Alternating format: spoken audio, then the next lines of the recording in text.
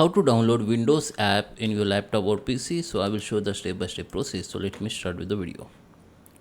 Okay, come to the your Microsoft Store. So what you can do, go to the search option and search for store. Okay, like this. So Microsoft Store, this app, just open it. Okay, from here you need to log in with your Microsoft account. Okay, and here you can see there is the options apps. You can find the lots of apps here, like we have categories also: entertainment, business, music, creativity.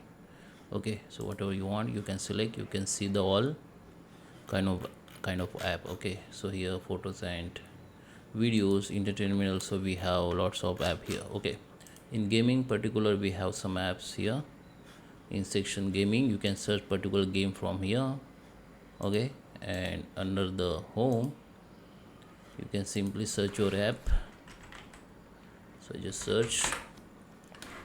So from here you can search any kind of app. Okay, game, entertainment, anything. Okay, the app, go to the app, and here the app we have Prime Video and many apps here we can see. So install on your PC, just open that app here and just go to the get, and it will be asked you to sign in your Microsoft account. So you need to sign in, then that app will be installed. After installation it will be show like open, just click on it. So my app has been open, you can see.